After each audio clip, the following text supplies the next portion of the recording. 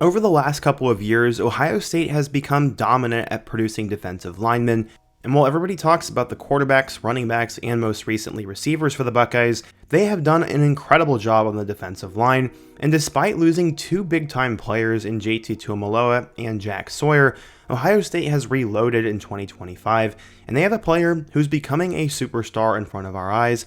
And in today's video, I want to introduce you to Ohio State's next great star, Caden Curry. He ended up becoming the National Player of the Week for his performance against Washington, and Curry has waited his turn and is now in the spotlight and becoming a superstar for the Buckeyes. In today's video, I want to talk about who this guy is, how good he has become for Ohio State, just how bright his future is going to be after college football. But before we get started, if you're a big fan of college football, be sure to subscribe to the channel, leave a like if you want to support today's video, and let me know what player, team, topic, or situation I can cover next. Now let's go ahead and get started and meet Ohio State's next great star, Caden Curry. So in order to understand how Caden got to this point, we first need to go back in time. He grew up in a nice suburb south of Indianapolis known as Greenwood, and growing up, he was always an IU fan and not a Purdue fan. Poetically, Indiana would actually become his first offer in big-time football, as in October of 2019, Tom Allen and the staff would extend him an offer. Before that though, he was always above his age, as he said, quote, "When I was a little kid, I was always playing up with my brother's age groups. They were older than me, so just playing in that age group gave me that mindset from an early age that I have to work for everything." He was always a big kid, and eventually he was 5'11" and the fastest dude on the field by the time he was in 8th grade. He was also deemed a legit baseball prospect, as Center Grove head coach Eric Moore said, quote, "He may be one of the best I've ever had here at Center Grove." Coach Moore would end up telling him that if he worked hard, college was going to happen, and he was elevated to varsity as a true freshman and made plays from sideline to sideline so often, Moore wondered where his linebackers were. He played in the same Center Grove program that has recently produced players like current UCF quarterback David Jackson, blue chip quarterback Tyler Cherry, and former Chiefs infamous fullback Carson Steele. Center Grove has a proud tradition in the Indianapolis area, and he was just their next big player. As a sophomore, he ended up having 100 tackles, with 26.5 of them being tackles for loss, and he became a national recruit. As I said, he also had a bright future in baseball, as he said at one point his goal was to play both sports, and that baseball taught him a ton about life. He did at one point think that was going to be his path, as he played in Indiana's feeder league organization, but then when schools like Bama and Ohio State decided to offer him, he knew he had to make a choice. His coach said, quote, "He was definitely a Division I baseball player with the potential of being drafted in the top 10 rounds. He was on the right path." At 6'5", Curry was a disruptive force for Center Grove, and as a junior, he had 61 tackles, including 21 TFLs, and 8 sacks. His team also won a state championship, and Curry was living the dream. He did pretty much everything for Center Grove, and future Ohio State defensive line coach Larry Johnson said, quote, "I said it day one when I recruited him and watched him play in the stands during the championship game. I told myself, that guy is a football player. You saw him catch balls in the back of the end zone and then go play fullback and go sideline to sideline on defense." What's also interesting is he played a bit of defensive tackle while he was a junior, and while he was really good, he would move as a senior to outside defensive end, and he had 65 tackles, 24 TFLs, and 7 sacks. Okay, so where was he going to go? He was a huge recruit, and despite all of that, he remained humble, as when he was on recruiting visits, he would do photo shoots and sort of refused to post them, saying no thank you. He eventually wanted to take visits to Alabama, Clemson, and Ohio State, which was about as big of an offer sheet as you could possibly get, and he said he wanted to see those schools, but he was one of those 2020 recruits, so he was not able to visit a lot of campuses, and recruiting was kind of messed up for him. Eventually, Ohio State ended up beating out Alabama, Clemson, Indiana, and Oregon, which was Caden Curry's top 5.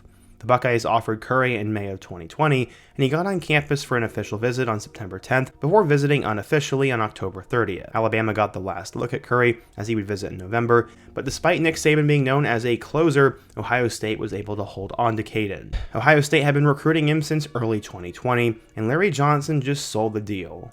Caden said, quote, "From the beginning, all their players and coaches have shown me a lot of love. Talking with Coach Johnson and seeing all the other players in the history of coaching, I just want to see what he can do with me and take it to the next level." 24/7 sports analyst Alan True said, quote, "Even when he's not making one play, he's consistently affecting offenses with his penetration, and he gets off the snap quickly and shows the agility to get skinny and get through the line and win with a spin move." During his entire career at Center Grove, Curry would finish with 290 tackles, including 83.5 tackles for loss and a grand total of 28 sacks. Steve Wiltfong of CBS Sports said there wasn't a player whose motor was hotter than Caden Curry's. He lived in the backfield and was a 4-year starter for one of the best high school football programs in America. According to 24/7 Sports, Caden was a 4-star recruit, the number 13 edge rusher, and the 141st best player in the class of 2022. So, how'd he end up doing in Columbus, Ohio? Well, let's take a look. Okay, so when he arrived at Ohio State, things did not exactly go according to plan, but it did follow the exact path that most big-time recruits have to face at Ohio State, being stuck behind other players. Obviously, when you're one of the top programs in all of college football, and you can get pretty much any player you want, not everybody can play right away. Caden Curry has absolutely run into that issue, but it didn't really matter. He found the right fit, found the right coach, and wanted to be a Buckeye. As a freshman, Curry would play a bit of a role on the team as he'd play on kickoffs and on punt return. He also was on the field for point-after attempts, as well as playing a bit of defensive end. During his freshman season, he would appear in games against Maryland, Northwestern, Iowa, Michigan State, Wisconsin, Toledo, and Arkansas State with a grand total of 14 total tackles and half of a sack. Going into the 2023 season, many expected Curry to take a jump in production, and that is exactly what would happen, except it was a smaller jump in production. In 2023, he would only appear in 6 total games, finishing with 9 tackles, and this time 1.5 sacks and a pass deflection. That offseason would prove to be absolutely pivotal for Caden though, as he was wondering if he was going to get on the field. In the modern world of the transfer portal, nobody would have blamed Caden for hopping in the portal and going and starting at pretty much any other program in the country.